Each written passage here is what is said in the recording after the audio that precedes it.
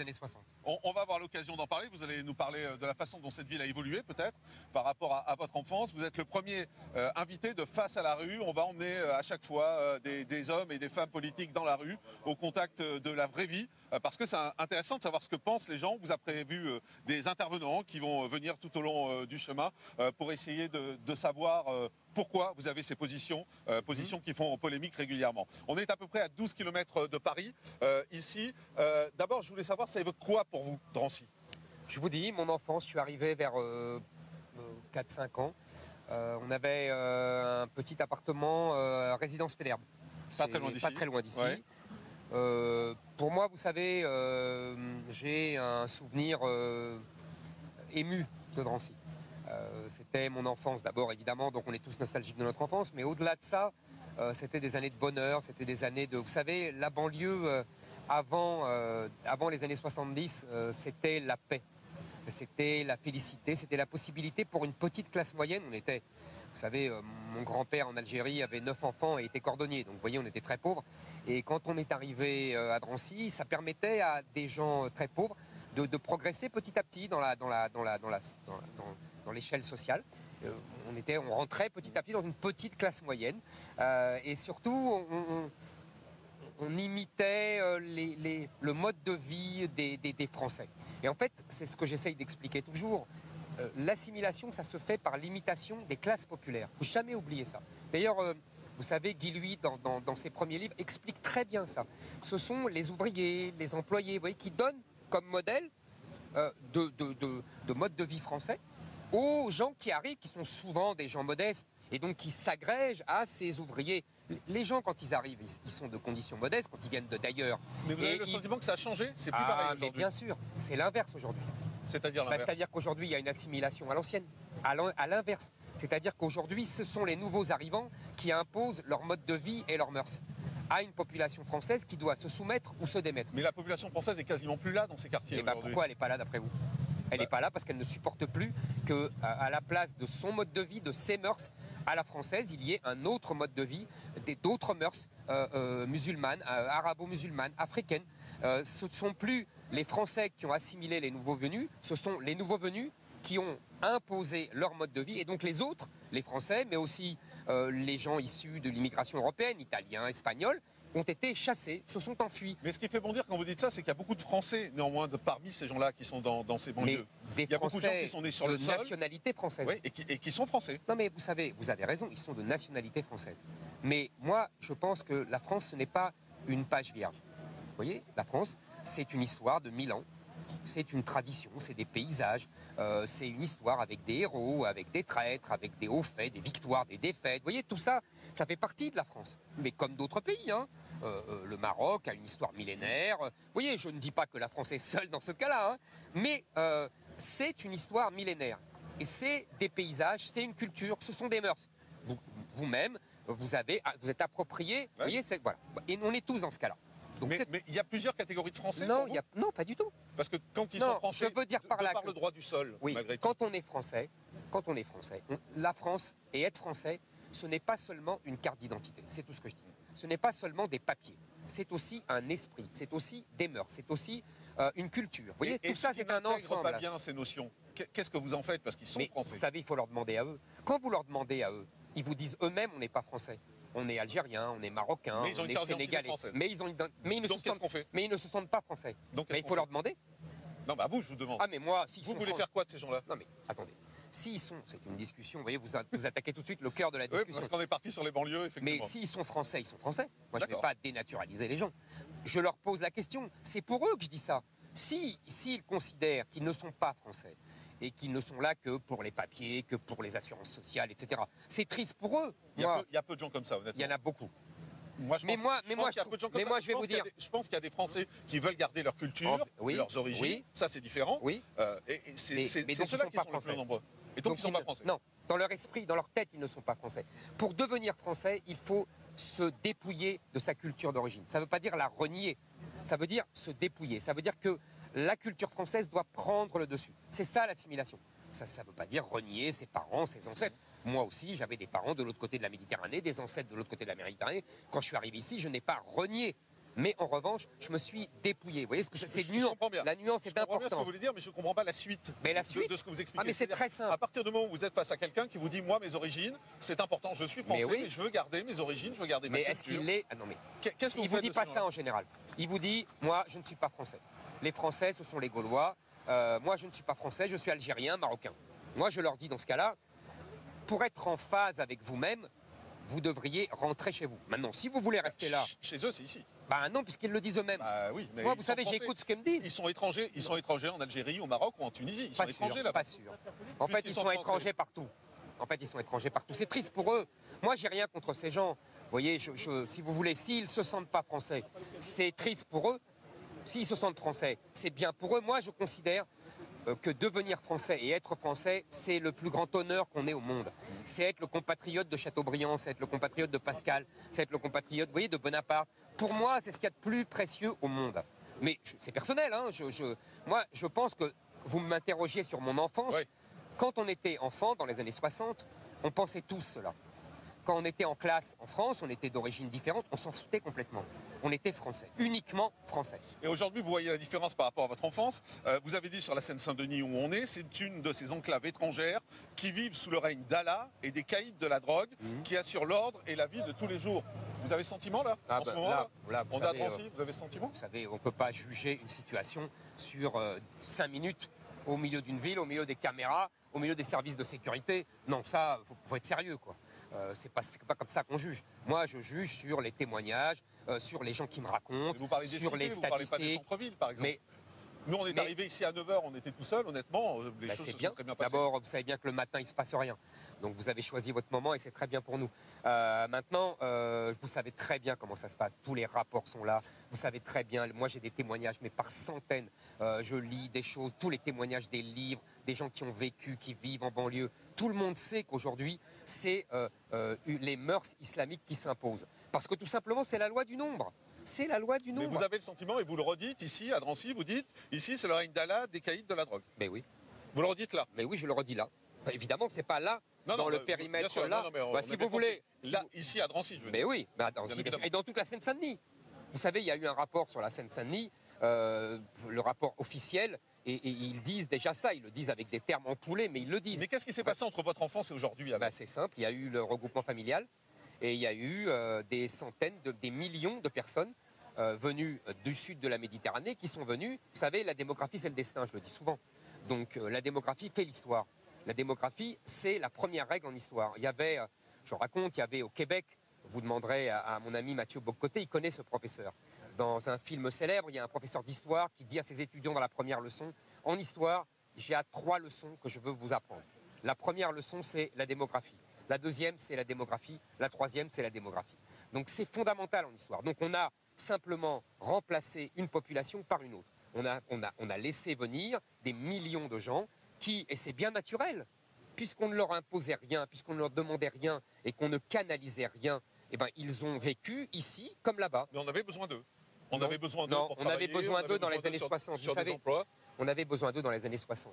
Ça fait 50 ans. Oui, mais aujourd'hui, on n'a plus besoin d'eux, c'est pas vrai. Les enfants de ces gens-là. Mais normalement, ils auraient dû être renvoyés à partir du moment où ils ne travaillaient plus. Bien sûr. On les prend, on les fait travailler, on les renvoie chez eux. Bien sûr. C'est pas l'exploitation? Ah, pas du tout. Ils vivent beaucoup mieux en France. Pour eux, la France a été une justement. chance exceptionnelle. Et ils nous ont servi, ils ont servi la France. Ils ont servi dans les années 60. Oui. 60. Ouais. Ça fait 50 ans. Mais Vous savez aujourd'hui, vous savez aujourd'hui, bien sûr, vous avez raison. Mais vous savez combien aujourd'hui, sur les 275 000 de titres de séjour qu'on délivre par an, est-ce que vous savez combien viennent pour travailler? 14%. Est-ce que vous savez aujourd'hui combien il y a de chômeurs en France? Il y a 8%. Est-ce que vous savez combien il y a de chômeurs parmi la population étrangère hors Europe? 24%. Est-ce que vous savez combien il y a d'inactifs parmi cette population extra-européenne, essentiellement maghrébine et africaine? 40%. Oui, mais ça, c'est des chiffres. C'est des chiffres. C'est des chiffres. En fait, mais ces gens-là nous coûtent. C'est qu'on parle de gens, Monsieur on parle Morandini, d'humains. ces gens-là nous coûtent. Voilà. Ils coûtent à la France, donc ils n'ont rien à faire ici. Et on n'a plus les moyens de payer. Exactement. On va avancer, si vous voulez bien, on va traverser, puisque le concept de cette... Attendez, on va passer là. Le concept de cette émission, c'est bien évidemment d'avancer et d'être au contact des gens. Attention, voilà, on va essayer de traverser tranquillement. Cet endroit, moi, ce qui m'intéressait, c'est vrai qu'on était sur la place de l'hôtel de ville, mais c'est vrai qu'il y a cette statue bien évidemment qu'on ne peut pas oublier, on va vous la montrer à la caméra dans un instant, cette statue du général de Gaulle. C'est quoi pour vous, cette statue comme ça, qui est au milieu de Drancy? Le général de Gaulle, c'est plusieurs choses. C'est d'abord évidemment le 18 juin 40, c'est-à-dire un discours de libération nationale d'un homme qui dit on a perdu une bataille mais pas la guerre. Ça, c'est la première chose. C'est évident, tout le monde se souvient de ça. La statue est superbe. En plus, elle est plus belle, je trouve, que celle qu'on bat des Champs-Élysées. C'est vrai, elle est plus parlante. C'est comme ça qu'on l'imagine plus que celle des Champs-Élysées. Deuxièmement, et c'est là le paradoxe de la mettre à Drancy, le général de Gaulle, c'est quelqu'un qui parle comme moi. C'est-à-dire que c'est celui qui dit à Alain Peyrefitte qu'il a donné l'indépendance à l'Algérie parce qu'il ne voulait pas que son village devienne Colombey-les-Deux-Mosquées. C'est quelqu'un qui a conscience des enjeux démographiques. Et si vous voulez, on vient le voir, Alfred Sauvy, pour ne pas le nommer, le grand démographe, vient le voir à la fin des années 50 et lui dit voilà mon général, la population en Algérie arabo-musulmane est de 10 millions. Elle était de 2 millions quand les Français sont arrivés. Donc, pour vous dire que grâce à la médecine française, grâce à l'hygiène française, grâce aux constructions françaises, ils ont pu enfin grandir. Vous voyez, les enfants ne sont plus morts en bas âge, etc. On a vaincu On a amené du progrès dans ces pays. Exactement. On les a aidés à avancer. Exactement. C'était l'objectif de la colonisation d'ailleurs, mais aujourd'hui on ne veut plus voir ça. Bref, et Alfred Sauvy, donc le grand démographe, dit au général de Gaulle, voilà, ces gens-là sont 10 millions, il y a 1 million de pieds noirs, donc ils ne tiendront pas. Et dans 40 ans, ces gens-là seront 40 millions. Donc 40 millions qui deviendront français. Et le général de Gaulle dit, ce n'est pas possible. L'intégration n'est pas possible. Les Arabes et les Français, je mets entre guillemets ce que je dis, c'est comme l'huile et le vinaigre. Vous les mettez dans la même bouteille et finalement ils se séparent. Donc vous voyez, ils ne croyaient pas en l'intégration. Ils ne croyaient pas encore moins à l'assimilation. Ils disaient, on assimile des individus, pas des peuples. Le problème, c'est que, j'en suis la preuve, on assimile des individus. Moi, je viens d'une culture, vous voyez, qui n'était pas française. Mes ancêtres étaient au milieu des populations arabo-musulmanes et vivaient au milieu. Bon, donc ils ont acquis des éléments de cette culture. Mais l'assimilation est possible pour des individus. Le problème, c'est qu'on a fait venir, et on a laissé venir des millions de gens, je vous le disais tout à l'heure, qui ne sont plus des individus, qui sont un peuple. Et malheureusement, ce peuple, on ne l'assimile plus. Et c'est ça tout l'enjeu. Et c'est pour ça qu'il faut arrêter les flux migratoires, pour pouvoir assimiler ceux qui veulent être assimilés.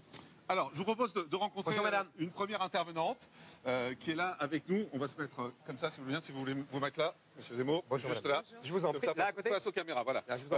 Rachida Boukris, je vous la présente. Elle est née au Maroc. Elle est naturalisée française. Elle est arrivée en France à l'âge de 24 mois. Et bien évidemment, si j'ai voulu que vous soyez ensemble aujourd'hui, c'est parce que vous le voyez, Rachida porte le voile. Et d'abord, je voudrais savoir, Rachida, pourquoi vous portez le voile? Bonjour, monsieur Bonjour, madame. Bonjour, monsieur Morandini. Si je porte le voile aujourd'hui, c'est parce que j'ai choisi de le porter. Et je le porte depuis peu, mais c'est vraiment parce que mon cœur, ma foi, m'a dicté, m'a guidé vers ce voile, vers ma confession qui est musulmane. Pourtant, je suis française, mais j'ai ma petite religion qui est très grande et que je respecte comme toutes les autres religions. Donc ce voile, ce bout de tissu que je porte sur la tête, fait de moi la femme que je suis et je ne changerai pas. Est-ce que ça vous choque, Éric Zemmour, de voir Rachida dans la rue comme ça avec le voile? Oui. Et je vais lui dire pourquoi. Dites-moi. D'abord, si vous voulez, est-ce que vous imaginez à la Mecque une jeune femme en mini-jupe? Je ne suis pas à la Mecque. Par respect pour la Mecque, elle ne mettrait pas une mini-jupe. Comment pouvez-vous comparer la France mais la France, pour moi, est sacrée. Ça, c'est une première chose. Oui, mais comment donc, pouvez-vous par respect, vous savez, en France, vous savez, il y a un vieil adage en France qui dit « à Rome, fais comme les Romains ». Donc, à Rome, on fait comme les Romains. Okay. Au Maroc, on fait comme les Marocains. Mais je suis française. Non, madame, vous ne faites pas comme les Français. Je paye mes impôts, j'éduque mes enfants. Mes enfants vont à l'école. Chère madame. Je travaille, j'ai toujours travaillé, ça fait 20 ans que je travaille. Chère madame. J'ai toujours respecté mes frères, mes sœurs, mes cousins, mes voisins, mes amis, mes collègues, mes patrons. Chère madame. Je les ai toujours respectés. Et ce bout de tissu, monsieur Zemmour, excusez-moi, ce bout de tissu, monsieur Zemmour, ne fait pas une personne. Je suis une femme. C'est tout. Vous voyez la femme que je suis, ne voyez pas le tissu que je porte sur la tête. Moi, je ne vois que le tissu que vous avez sur la tête. Parce que vous ne montrez que ça. Voilà. Quand vous êtes dans l'espace public, qu'est-ce que vous... Laissez-moi répondre. Oui, je vous laisse parler. Vous montrez votre tissu. Parce que donc vous dites à tout le monde, je suis musulmane. Non. La France, oui, bien sûr que si. La France, vous savez, c'est la laïcité. On n'est pas dans un pays arabo-musulman. Mais justement, La c'est laïcité, un pays laissez-moi finir, laïque. laissez-moi finir. Laïque, qu'est-ce que ça veut dire? Ça veut dire, d'une part, la liberté religieuse, mais ça veut dire aussi, madame, le devoir de discrétion. Ça veut dire que dans l'espace public, on ne dit pas à tout le monde, vous voyez, je suis musulmane. Non, on dit, je suis française. Je finis. Vous savez, madame, quand vous dites un bout de tissu qui veut dire tout, Non. madame, le vêtement est éminemment politique. Et je vais vous dire quelque chose. Vous savez, vous dites, c'est moi qui l'ai voulu, c'est ma foi, Oui. etc. Bon. Vous savez très bien que l'islam ne repose pas exclusivement sur la foi, qu'il y a des injonctions très strictes, Ni sur très un bout de précises, ni sur un bout de tissu, ni très strictes, et qui avant tout relèvent du contrôle social. Donc en vérité, il y a antithèse, c'est antinomie entre la liberté individuelle que vous revendiquez et l'islam, qui est une religion qui ne connaît pas la liberté individuelle, puisque l'islam veut dire soumission. Non. Donc quand vous nous dites, Non. si madame, Non. l'islam veut dire soumission, Non. qu'est-ce que ça veut dire? Donc soumission, donc ça veut dire il faut que je demande l'autorisation à mon Oui. mari, il faut que je Non, demande non, l'autorisation non, à mon père, il faut que je demande Vous demandez à mon l'autorisation au texte. Non. Vous demandez Non. l'autorisation au texte. Je suis C'est une le texte femme qui vous commande. libre. Non, Monsieur madame, vous n'êtes Zemmour, pas je suis libre. une femme Non, ça libre. n'existe pas en Et c'est islam. ce que j'inculque et ce que j'éduque à mes enfants, c'est la Madame. liberté. Nous sommes en France. Liberté, égalité, fraternité, monsieur Madame. Zemmour. Respectez uniquement la liberté. Respectez Madame. la femme que je suis, non pas le foulard que je porte. Je le... Juste la femme Alors que je enlevez-le suis. si le foulard n'a pas d'importance. Mais enlevez votre cravate à ce moment-là. Mais je l'enlève quand vous voulez. Mais moi aussi, je Mais la l'enlève quand cravate vous n'est pas un voulez. air. Alors, allons-y, allons-y. La cravate, madame, la cravate. Enlevez Vous- votre cravate, j'enlève mon tissu. Alors, allons-y. Très bien. Et je signale que la cravate n'est pas un élément religieux. Et que donc elle ne signale rien de la religion. Le foulard non plus. Allez-y, madame. Le foulard, c'est la foi, c'est ce qu'on Voilà. porte en Non, nous. non. Éric Zemmour, C'est l'injonction qui enlève, religieuse. qui enlève. Ce n'est pas la foi, Est-ce que madame. vous enlevez votre, En votre islam, foulard, j'attends madame? toujours que vous enleviez Mais mon je vais foulard. l'enlever. Allez-y. Allez-y, je Je vous vais en prie. l'enlever. Et vous allez me respecter pour autant? Mais bien sûr. D'accord. Donc tissu ou pas tissu, c'est le respect qu'on cherche. Mais c'est une On est évidence. d'accord. On est d'accord. La liberté. Non, vous Donc n'êtes, je madame, choisis de le il y a- porter, je choisis de le c'est retirer. faux, madame. Donc on va rien m'imposer, Madame, que ce soit vous Mais vous non, savez- mais ou quelqu'un d'autre. laissons-la retirer. Laissons-la retirer. vous en Ou prie. son quelqu'un foulard. d'autre. Personne ne m'imposera quoi Je que ce vous soit. en prie, mais je je vous en- décide. Allez-y. Il faut bien l'entendre. hein. et vous décidez. Je décide de l'enlever. Et vous décidez de l'enlever. Voyez. Voilà. Très bien. Voilà. Très bien, Voilà. madame. Non, vous l'enlevez pas, là. Voilà. Voilà, très bien. Alors Voilà, très bien. Alors Et ben vous voyez, là, vous respectez la laïcité. Non, non, si, je madame. me respecte Non, moi-même. non, je madame. me respecte Non, moi-même. madame. Il y a Mais antipathie. Sachez une chose, sachez une chose. Le foulard ne fait pas la religion. Non, le foulard ne fait pas la religion. Je suis d'accord avec vous. Comme votre cravate, ça vous donne pas plus d'intelligence. Absolument On est d'accord. d'accord. On est d'accord. Donc voilà. Mais ça n'a rien à Il voir. faut- Est-ce qu'aujourd'hui, sans foulard, là maintenant vous avez enlevé le foulard à la demande d'Éric Zemmour. Ah non, pas à la demande. Pas à la demande. Non, mais enfin, c'est Non, un non, non, échange. non, non, C'est non. un échange. Vous avez décidé de le retirer. Je suis d'accord. Est-ce que vous vous sentez différente sans foulard? Bah alors Donc pourquoi vous le pourquoi vous mettez en portez un? Parce que j'ai décidé de le porter. C'est parce faux, que madame. C'est ma foi, monsieur. Non, Mais madame. Éric Zemmour, le fait qu'elle C'est ait un bout de enlevé, tissu. le fait qu'elle ait enlevé son Voyez, foulard, ça prouve, Très bien. ça Mais prouve je que c'est respecte. une femme libre. Mais, Mais oui. mais chère madame, je Oui vous ou répète. non? Mais oui, bien sûr, c'est très Merci. bien. Je vous remercie. Ce que je veux dire, vous voyez, vous le remettez. Bien sûr. Vous pouvez Bien remettre sûr. votre cravate aussi. Mais je vous en prie. Moi, je vous répète, ce n'est pas un signe religieux. Ce n'est pas un signe religieux. Non. Même le foulard. Si. Non. Bah, alors pourquoi vous le mettez alors? Vous me voyez. Puisque vous dites que c'est la Vous avez foi. juste vu la Madame, partie, vous avez juste vu mes cheveux êtes- en plus. vous Sinon, êtes- c'est la même Madame, personne vous que vous vous avez en face de contredisez. vous, monsieur Vous Zemmour. vous contredisez. Vous avez la même personne Madame, en face de vous. vous vous Vous contredisez. avez vu, je n'ai pas changé. Attendez. Si vous ne laissez pas parler, on ne peut pas discuter. Et après, j'ai une question à vous poser, Éric Zemmour. Vous vous Allez-y. contredisez. Vous dites que c'est un acte de liberté et après vous dites que ce n'est pas un signe religieux. Il faudrait Oui. savoir pourquoi vous le mettez si ce n'est pas un signe religieux. C'est évidemment un signe religieux. Non. Et c'est évidemment écrit dans le Coran. Et vous respectez le Coran. Vous n'êtes Faut pas juste- libre parce faut qu'en juste, islam, il n'y a monsieur pas de liberté Monsieur individuelle. Zemmour. Juste, Ça veut dire on va essayer d'avancer un petit peu. l'islam. On Non, va c'est essayer pas la d'avancer. Attendez, je vous redonne Mais si, la parole madame. dans un instant. Mais si. La kippa vous gêne de la même façon? Oui. Moi, vous savez, quand j'étais enfant... Donc vous êtes pour qu'il n'y ait plus de kippa non plus dans la rue? Absolument. Quand j'étais enfant, moi, je suis de confession juive, tout le monde le sait. Quand j'étais enfant, j'habitais là et on allait parfois à la synagogue. Et quand on mettait la calotte, on appelait ça calotte d'ailleurs en français, on mettait la calotte dans la synagogue, évidemment. Et dès que je sortais de la synagogue, ma mère me disait, tu mets ça dans ta poche. Pourquoi? Parce que elle respectait la laïcité. La religion, c'est dans le privé. Et ce n'est pas dans le public. Dans l'espace public, et je vais vous dire pourquoi. Est-ce que vous savez pourquoi on ne met pas la religion dans l'espace public? Oui. Parce que sinon, il ne peut pas y avoir de débat démocratique. Je m'explique. Si, entre nous, on peut discuter, vous voyez, sauf qu'à partir d'un certain moment, vous allez me dire, c'est ma foi. Donc on ne peut plus discuter. Parce qu'il y a Dieu qui vient. Donc on sort Dieu du débat démocratique. Et Là, dans elle n'a pas évoqué Dieu. Si, elle a dit c'est ma foi. Oui, c'est ma foi. La foi, c'est Dieu. Oui, mais ça ne vous empêche pas de parler, Éric Zemmour. Mais Ça- bien non, sûr. non, mais justement. Mais ça nous empêche d'avoir un débat à égalité. Elle est portée par la foi de Dieu. Moi, je vous considère moi comme aussi, madame. tout homme Vous comprenez que pas je ce que je dis. croise. Non. Juste, comme je vous dis, je suis une femme. Vous discutez, vous parlez avec une femme, là. Pas avec une musulmane. Vous parlez avec une femme. Non. On est d'accord? Non, madame. Je suis de profession, Vous ne pouvez comme pas. l'avez dit, Vous ne êtes de pouvez pas. profession juive. Non, madame. C'est pas écrit sur votre front. Eh ben justement, c'est pas écrit sur Mais mon moi, front. ce Vous, n'est c'est pas écrit sur votre Non, front. ce n'est Mais pas si, écrit sur madame. mon front, monsieur Allez, Zemmour. on va avancer. J'ai juste Merci, faut juste Rachida. respecter. Merci, Rachida. Merci beaucoup, madame. Merci beaucoup Au revoir, madame. d'avoir été avec nous. On va traverser. Alors voilà, pendant qu'Éric Zemmour se fait remettre en place, on va continuer à avancer nous. On va avancer tranquillement pour continuer. Vous avez compris que le principe de cette émission, c'est d'être au contact des gens, au contact de la rue. Comme on a prévu plusieurs personnes qui sont En fait, tu fais le malin, au mais contact d'Éric Zemmour, qui ont des idées différentes, bien évidemment. C'est ça aussi l'intérêt, c'est d'avoir cet échange d'idées. Éric Zemmour se refait la cravate. Et puis on va traverser la rue et on va aller voir Kamel Madani dans un instant qui nous attend. Kamel Madani qui est né en Algérie et qui a la double nationalité. Monsieur Zemmour, on va y aller, je vous en prie. On est en direct, donc c'est vrai que ça prend du temps et on va traverser. Pas de souci. Aucun souci. Et on va traverser la rue ensemble. Si vous voulez bien, la cravate est impeccable. Impeccable. Bon, voilà, ça va. Et on va traverser la rue. Juste, vous savez, moi je suis d'origine corse. Ouais. Et quand je vais dans plusieurs villages corses, il y a des femmes âgées qui ont des voiles sur la tête. Est-ce que ce voile vous dérange de la même façon? Non, mais si vous voulez, il y a voile et voile. Il y a voile qui est un fichu.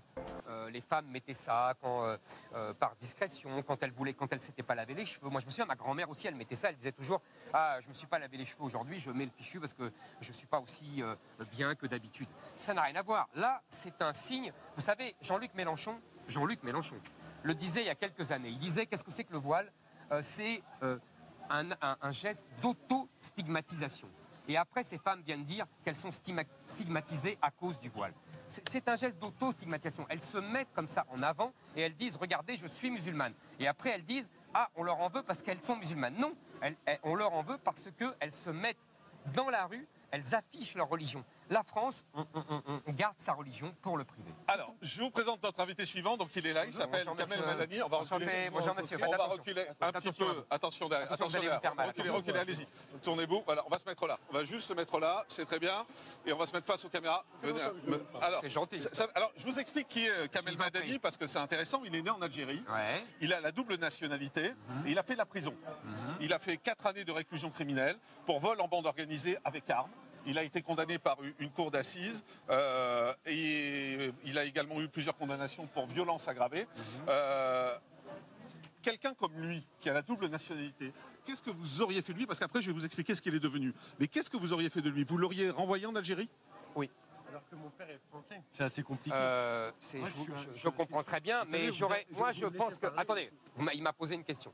Moi, je pense qu'il faut, pour tous les gens qui ont la double nationalité... Mon père est français, il est né à Drancy, c'est triste pour lui. C'est triste pour lui. Il a choisi la mauvaise femme, c'est ça? Non, je ne dirais pas ça. Vous savez, je ne jugerai pas ça. On écoute. Je réponds à la question. Ah oui. Je dis simplement, je pense qu'il faut... Ce n'est pas normal qu'il y ait 25% d'étrangers dans nos prisons. Ce n'est pas normal qu'il y ait autant de délinquants qui sont issus de l'immigration. Donc je pense qu'il faut taper là où il faut. C'est-à-dire que les gens qui ont des crimes et des délits à leur actif... Exactement. Des choix de nationalité. Mais c'est votre problème. Mais il faut réfléchir avant. Il faut réfléchir avant. Je ne serais pas d'accord. Mais votre père, c'est votre père et vous, c'est vous. Attendez, laissez-moi finir. Laissez-moi finir. Donc je pense qu'il faut déchoir de la nationalité et expulser les délinquants étrangers dans leur pays d'origine. C'est pas une poubelle. Mais c'est pas la France non plus. Pourquoi vous la France envoyez non en plus. Algérie, c'est une poubelle? La France non plus, monsieur. Pour moi, monsieur Zemmour, sincèrement, mon père, il est français. Ouais. Il est né à Drancy, d'ailleurs. C'est aussi pour ça que je suis là. C'est à cause de mon père aussi que j'ai fait beaucoup de bêtises. Père à son âme, il n'est plus là. Pourquoi c'est à cause de votre père? C'est à cause de vous? C'est pas à cause de votre père, c'est à cause de vous. Donc, en fait, c'est vous qui êtes responsable. Mais pour vous, monsieur Zemmour, ça n'existe pas de se dire... En fait, vous dites quoi, monsieur Zemmour? Vous dites le délire de la France, c'est mon père, l'Algérie, c'est ma mère, etc. Ça n'existe pas. C'est-à-dire que pour vous, je suis français. Si vous le voulez. Ouais, mais moi, je le veux. Eh ben, très bien. Je peux être un Français qui fait des bêtises. Non, c'est pas des bêtises, c'est des délits et des crimes. Arrêtez de tout banaliser. Ce ne sont pas des bêtises. Vous avez fait du mal à des gens. Mais oui, mais je voilà. paye. Donc ce ne sont pas des bêtises. Pourquoi la double peine quand on vient d'Afrique? Mais parce que. Pourquoi la double? Non, mais c'est vrai. Parce que, mais oui, non, non, c'est pas vrai. Madame, monsieur.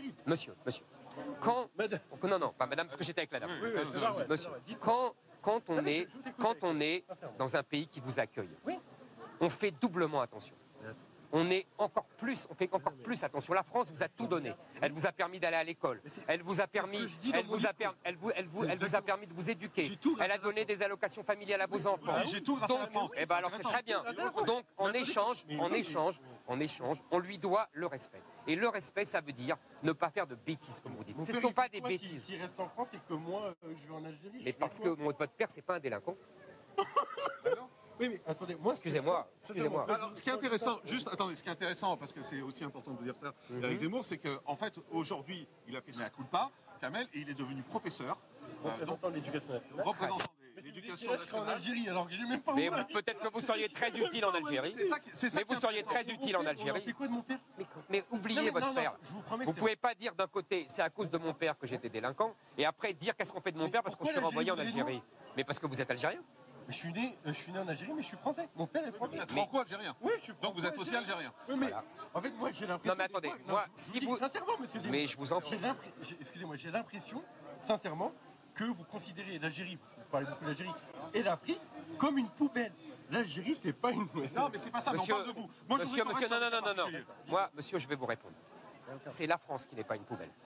Donc la France n'a pas à accueillir et à garder tous les délinquants de l'Afrique maghrébine et de l'Afrique noire. J'espère que vous n'avez pas d'ambition présidentielle, parce que vous êtes très dur. Je ne suis pas très dur. Non, monsieur, non. Vous n'êtes pas correct. Non, c'est moi qui ne suis pas correct. Attendez. C'est moi qui suis pas correct. Parce que vous êtes en train de dire aux Français, si vous vous mettez avec une Française et que votre enfant fait une bêtise, ça va, il a le droit. Non, il n'aura que la prison. Par contre, si vous, excusez-moi, vous sortez avec une Africaine, vous parlez plus de l'Afrique, enfin, les non-européens, etc., une Africaine ou une Algérienne, si votre enfant il fait des bêtises, il retourne en Algérie.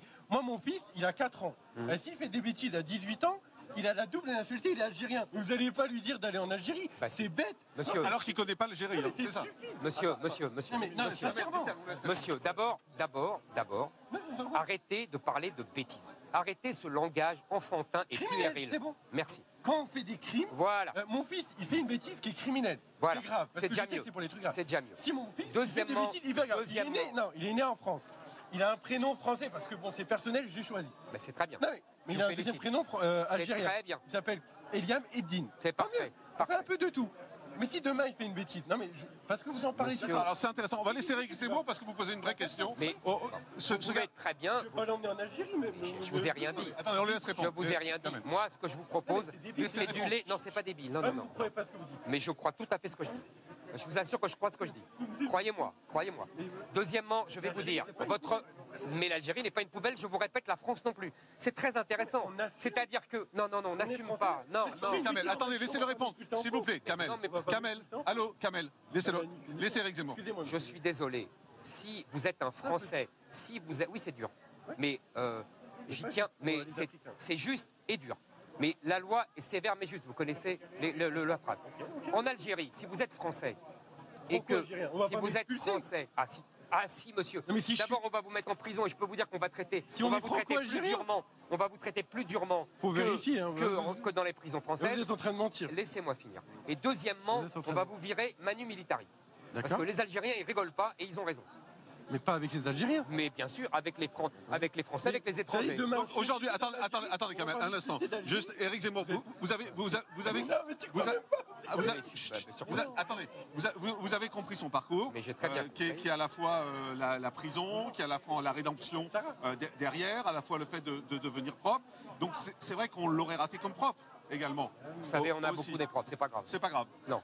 Donc qu'il fasse sa vie en Algérie. Mais si en Algérie je fais une bêtise et je suis de nationalité française aussi, on va pas m'emmener en prison et m'emmener en France. Absolument. Je deviens un apatride. Mais pas du tout. Pas du tout. Apatride, ça veut dire ne pas avoir de nationalité. Bah oui. Vous en avez deux. Mais si la France ne veut pas de moi et que l'Algérie, je suis sûr qu'elle ne voudrait pas de moi. Si elle était comme vous, je n'aurais aucun. Il ne faut pas faire de bêtises. Le bilan, c'est qu'il ne faut pas faire de bêtises. Monsieur Morandini a fait la... Merci Kamel. Merci Kamel. Venez, monsieur Zemmour. Venez, on va passer par là.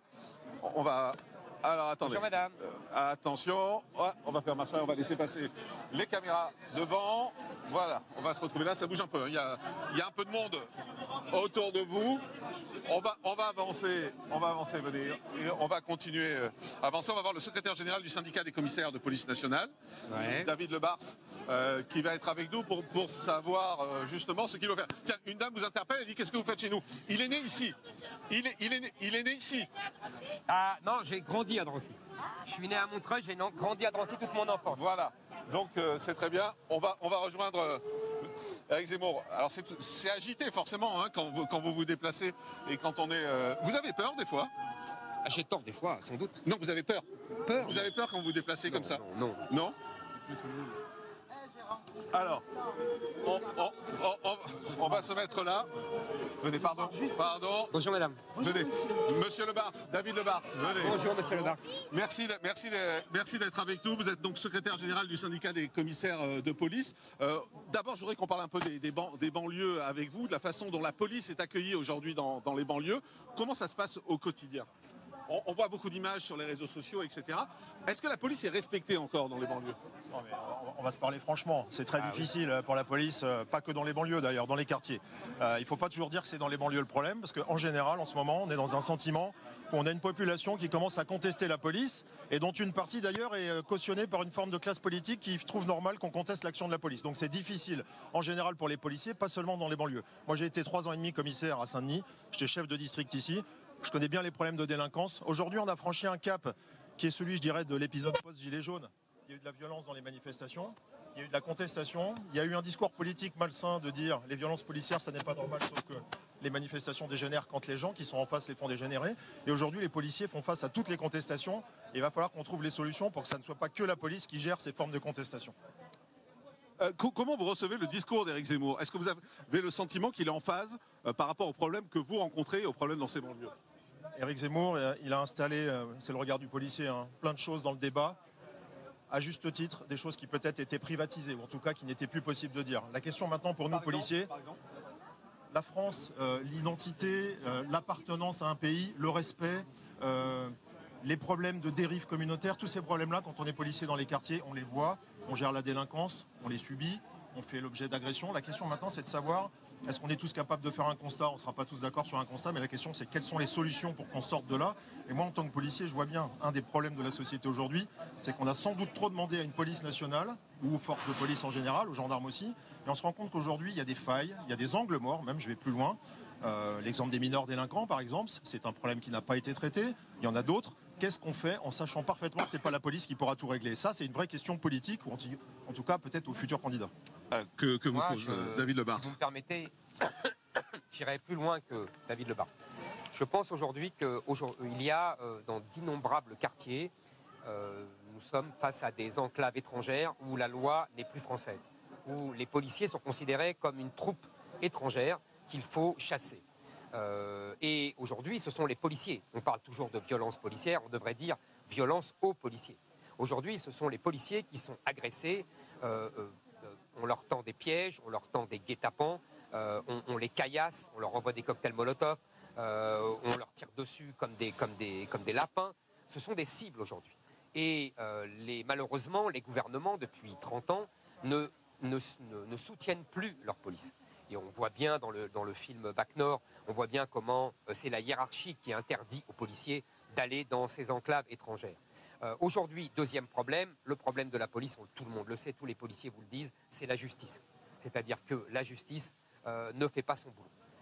Pour des raisons diverses d'ailleurs.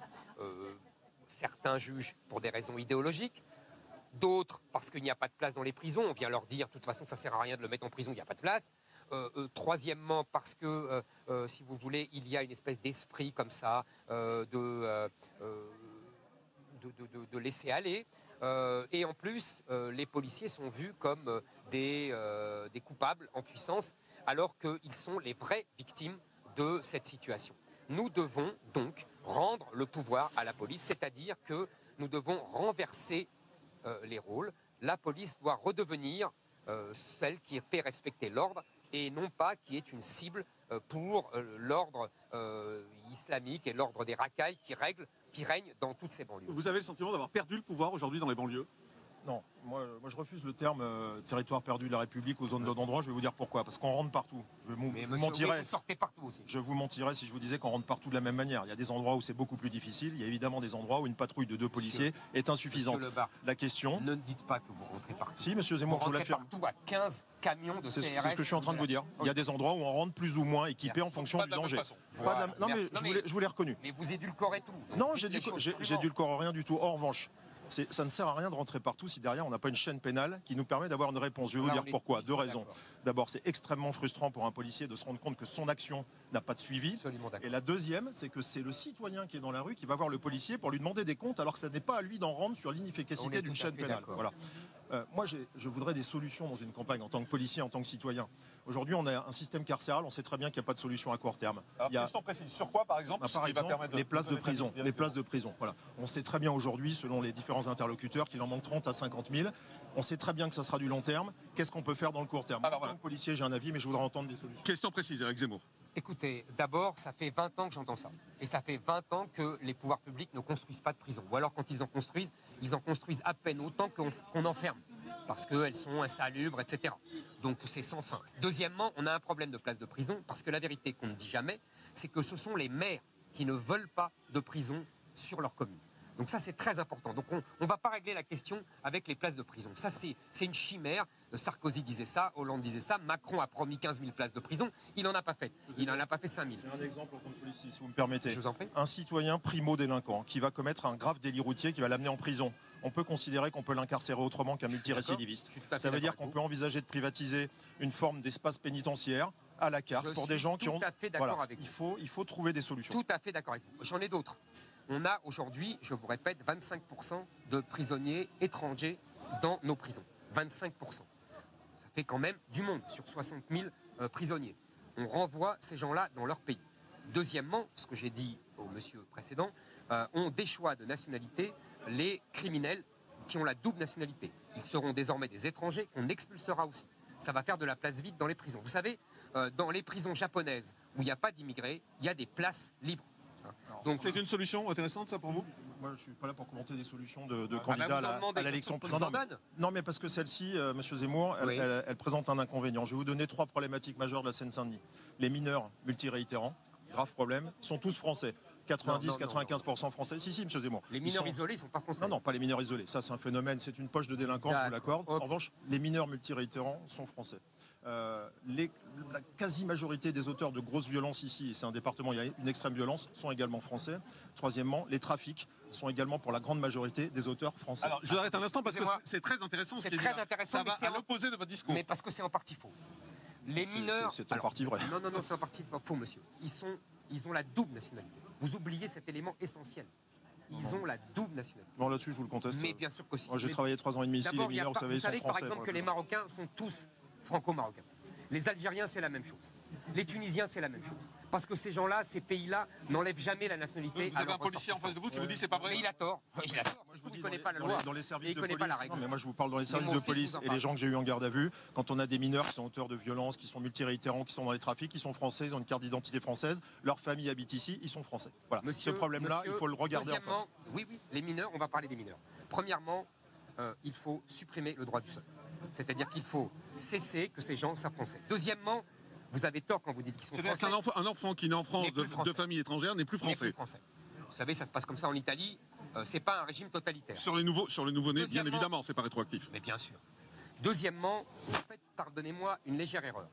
Ils seront français à partir de 16 ans, voire de 18 ans, s'ils le demandent.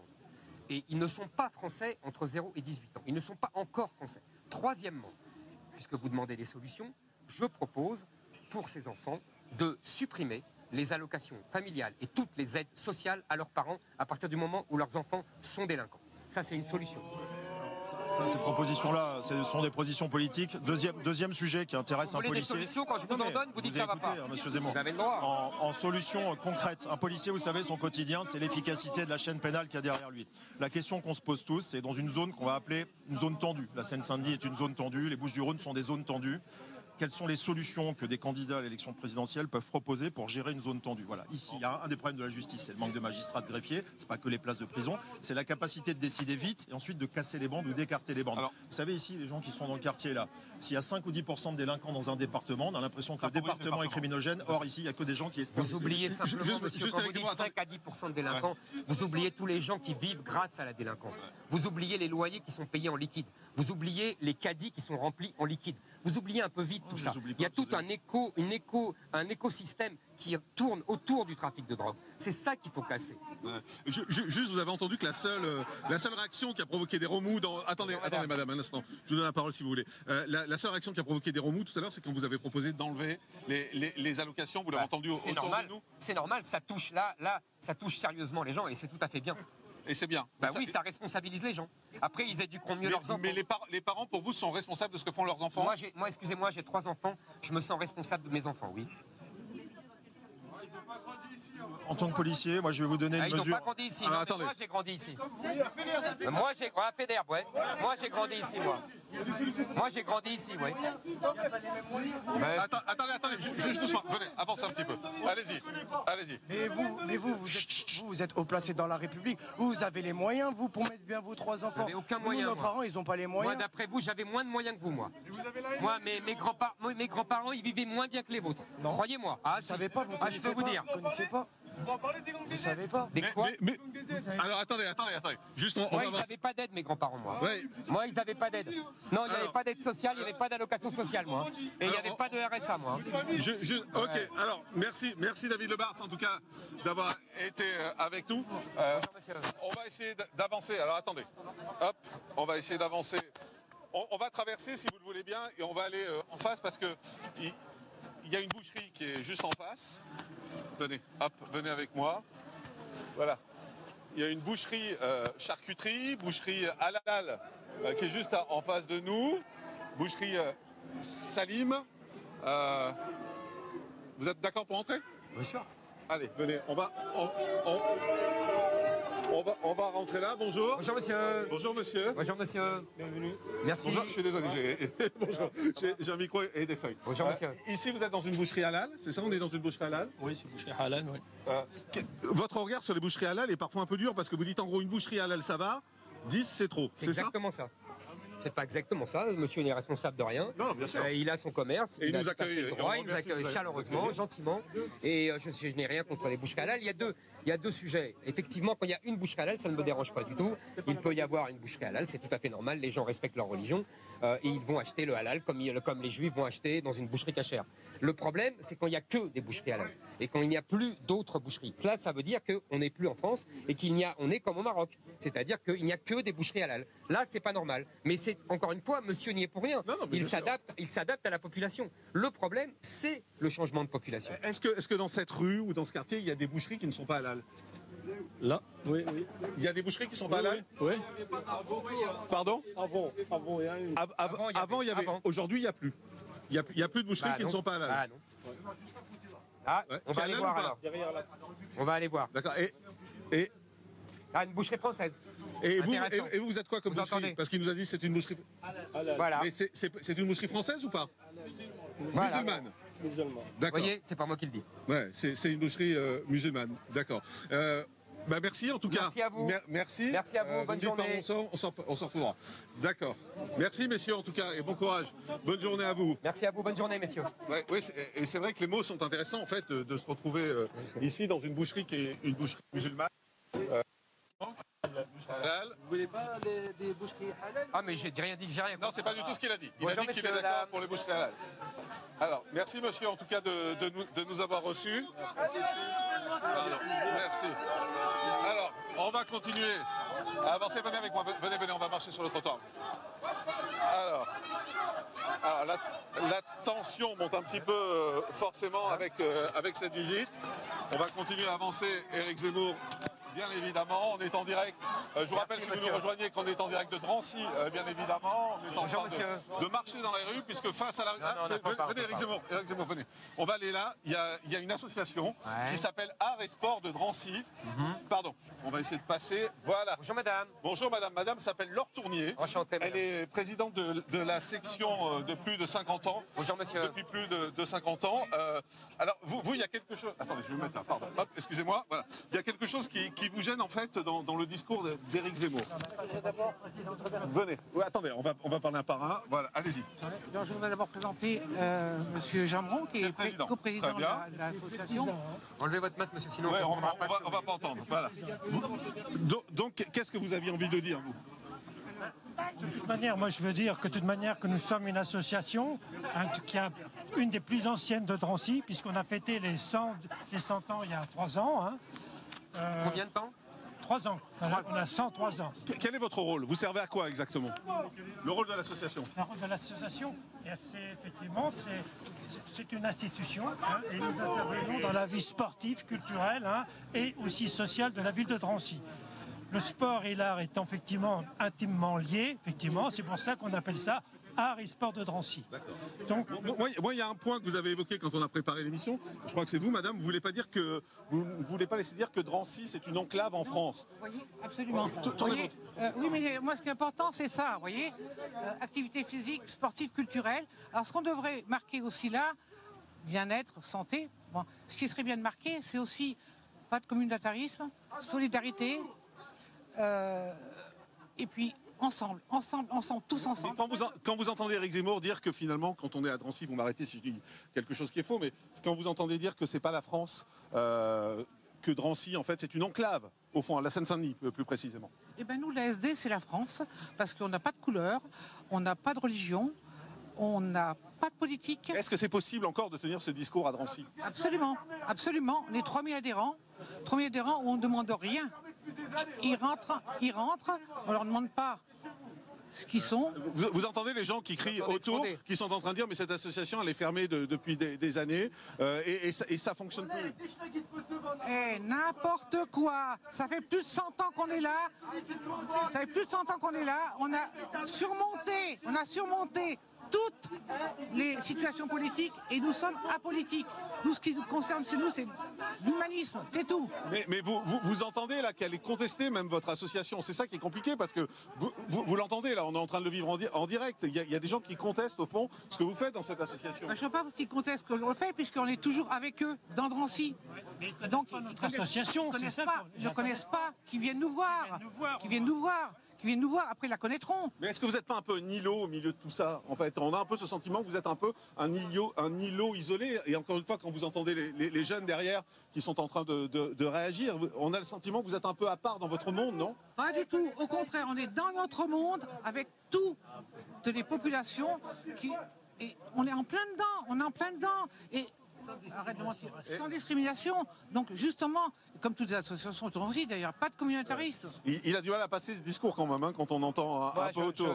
Je suis touché par parce qu'il y a la volonté madame de bien et faire, par monsieur. Absolument. Et simplement, c'est pas de leur faute, c'est pas de votre faute, madame. Vous essayez de maintenir quelque chose qui est anachronique. C'est-à-dire que malheureusement, vous essayez de maintenir la France dans une enclave qui n'est plus en France. Et je vous plains. Moi, sans doute que votre association, j'y allais quand j'étais petit. J'ai joué au foot ici. Donc, sans doute que je venais dans votre association. Mais vous voyez bien que vous n'êtes plus en France. Et donc, les jeunes vous disent, on ne la connaît pas, votre association, parce qu'ils ne sont plus dans votre système qui était très français. Vous incarnez la France, parce que la France, vous avez raison, c'est l'universalisme, sans couleur de peau, sans race, sans religion. Seulement, on n'est plus dans cet univers-là ici. Ici, on est dans un univers islamique. Et l'islam, lui, connaît les différences. L'islam discrimine en fonction de la religion et de la Oumma. Si vous n'êtes pas membre de la Oumma, vous êtes un infidèle. Et vous êtes des infidèles, malheureusement, parce que vous ne pouvez plus, vous n'avez plus les moyens d'imposer la France. Pas du tout. Je suis complètement contre ce que vous dites, monsieur Zemmour. Parce qu'aujourd'hui, quand on voit les jeunes qui sont en difficulté, qui viennent nous voir, hein, on est là pour ça, pour les sortir de difficultés, avec le sport, avec la culture. Et tous ces jeunes-là, qui soient de quelle profession que ce soit, de quelle nature que ce soit, nous sommes là. Ces enfants ne sont pas en difficulté. Ces enfants ont une chance inespérée, c'est vous. Mais justement, ces enfants c'est pour ça ont que une nous chance sommes là. inespérée, c'est vous et vous parce que vous incarnez la France. Ces gens-là ont une chance incroyable, la France. Et c'est à eux de la saisir ou pas. Mais ils ne sont pas en difficulté. Écoutez, moi je trouve ça dommage quand même qu'on vienne nous voir, l'association Drancéenne, 103 ans, on fait tout ce qu'on peut. Alors, pour M. Zemmour, alors qu'on vienne nous voir pour les associations, pour la vie sur Drancy. Faites le tour. Alors, c'est vrai que c'est compliqué malgré tout, parce que vous entendez Éric Zemmour qui vous dit on est dans une enclave.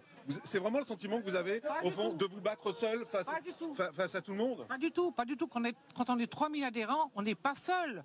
Bon. On n'est pas seul, on est là pour tous les gros problèmes qu'il y a eu, Covid, pas Covid, on est là tout le temps. Quand vous avez un cours de judo qui coûte 90 € pour 3 heures de judo, qui sort des champions, hein, et que on a 200 bénévoles, on travaille pour eux. Attendez. Bon, en tout cas, bon courage à vous, parce qu'on voit que c'est pas simple. Et bon merci courage, madame. D'avoir été avec nous. On va continuer à avancer. Je ne sais pas si vous entendez ce que disent les jeunes derrière, ils sont en train de vous dire c'est nous la France. Les jeunes qui sont derrière, qui sont en train de crier, ils sont en train de dire c'est nous la France. Qu'est-ce que vous avez envie de leur répondre indirectement ou directement? Mais s'ils veulent vraiment devenir français, ils le peuvent sans problème. La France, on peut tous être français. On peut tous être français, quelle que soit notre origine. Mais bien sûr que c'est eux la France s'ils le veulent. S'ils veulent être français, mais être français, je vous le répète, ce que je vous ai dit, ce n'est pas une page blanche. La France, on n'est pas français parce qu'on a une carte d'identité. On est français parce qu'on le devient, parce qu'on apprend son histoire, parce qu'on s'adapte à ses mœurs. On vit comme des Français. Vous savez, la jeune Chahinez, vous vous souvenez, oui, qui a été brûlée par son mari. Qu'est-ce que lui a reproché son mari? De vouloir vivre à la française. Donc c'est le sujet, c'est le cœur du sujet. Oui, parce qu'avec un cas, on fait une généralité. Non, je ne fais pas de généralité. Je vous dis simplement, c'est un exemple. Voilà. Est-ce qu'on vit à la française ou est-ce qu'on ne vit pas à la française? Si on vit à la française, on se fait brûler, on se fait insulter, on se fait cracher dessus. Vous savez, non, c'est pas un cas. Oui. J'ai des dizaines de cas. J'ai des dizaines de témoignages. Les jeunes femmes ici ne peuvent plus se mettre en jupe parce qu'elles se font cracher dessus. Voilà. Ça, c'est vivre à la française. Vous voyez, voilà, c'est tout. Et aujourd'hui, on ne peut plus. Mais évidemment qu'il n'y a pas que ça. Et évidemment, il y a des mœurs, il y a une convivialité. Alors attendez, monsieur. Attendez, parce qu'on ne vous entend pas. Bonjour, monsieur. Bonjour, monsieur. Bonjour, monsieur. Je suis un élu du 93, moi aussi pareil. On vit ça tous les jours au quotidien, à la proximité des gens, à discussion avec les gens, les familles qui sont dans le désarroi total. Mais il n'y a pas que ça, monsieur Zemmour.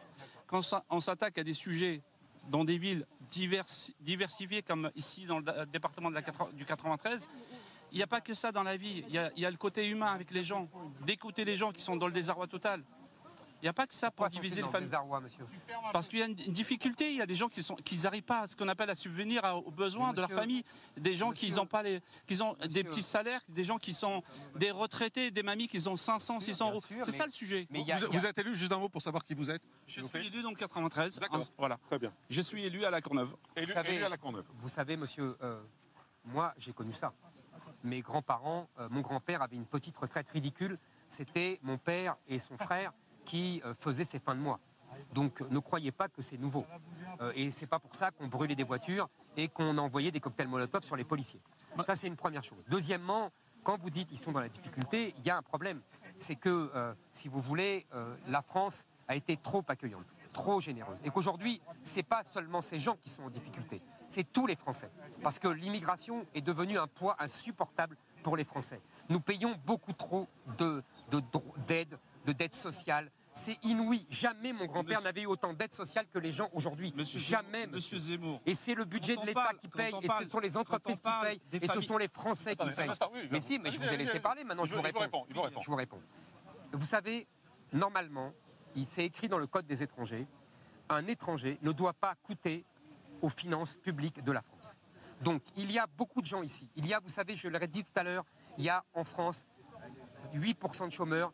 Dans les étrangers extra-communautaires, c'est-à-dire maghrébins et africains, il y a 24% de chômeurs. Il y a 40%... Maghrébins et africains, c'est la même chose. Hein. Non. Je vous dis, l'Afrique, c'est ce que les habitants de l'Afrique... Afrique noire. Voilà. Vous avez raison, le Maghreb est en Afrique. Donc, c'est 40% d'inactifs. Ces gens-là n'ont rien à faire en France. Ils nous coûtent trop cher, ils doivent rentrer chez eux. Voilà. Et ils seront beaucoup moins en difficulté et ils vivront mieux chez eux. Donc je pense que là, il y a un problème, ça coûte trop cher à la France. L'immigration coûte trop cher à la France, il faut arrêter cela. Il ne faut plus qu'on vienne. On va pas refaire le débat, pardon. J'ai voulu vous donner la parole parce que vous avez interpellé Éric Zemmour, c'était pas prévu, mais merci. Merci en tout cas de l'avoir fait de façon respectueuse. Merci monsieur, mais bien sûr, moi aussi je le respecte.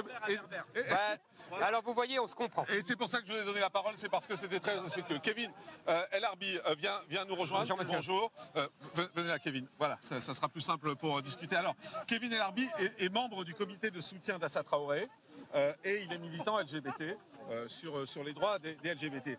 Juste avant de lui donner la parole, peut-être, vous êtes très dur, vous, sur Assa Traoré, sur le comité de soutien Assa Traoré. C'est quoi votre regard? Écoutez, pour moi, je sais ce que me disent les policiers.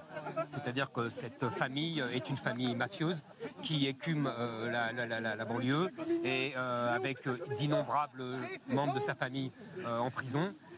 Qui est d'abord tout simplement à l'origine une famille polygame alors que la polygamie est interdite en France. Donc déjà ça fait beaucoup. Maintenant, si vous voulez, ils ont l'habileté de se victimiser. Moi je pense que ce sont eux qui devraient rendre hommage aux victimes dont ils ont été qui sont victimes d'eux et victimes de leur fratrie. Voilà, ça c'est la première chose à faire. Alors, Kevin El Arbi, vous soutenez cette famille, vous soutenez Assa Traoré. Quand vous entendez des mots comme ça vous fait bondir? Non, j'ai déjà entendu Éric Zemmour dire cela. Tout d'abord, saluer votre courage. Je trouve ça très honorable de votre part de faire ça, bien qu'étant complètement dans une conviction idéologique complètement différente à la vôtre. En revanche, je pense que ce que vous faites, c'est le mauvais sujet. C'est-à-dire qu'au lieu de polariser sur cette famille, peut-être faudrait-il plus polariser sur ce mouvement que ça a créé. Des étrangers, des Français assimilés, des étudiants en médecine, d'origine maghrébine, d'origine nord-africaine, complètement assimilés, étudiants à Nanterre, étudiants, je ne sais pas, en Seine-Saint-Denis, qui disent, moi quand je vais manifester, pas forcément sur ces thèmes-là, quand je vais manifester, que ce soit sur des choses plus sociétales, sur des choses même peut-être autour de l'écologie, quand les forces de l'ordre atteignent, veulent attaquer, ce sont toujours sur nous. Vous, tout à l'heure, en introduction de l'émission, vous parliez de rapport à M. Morandini pour expliquer certaines de vos thèses, etc.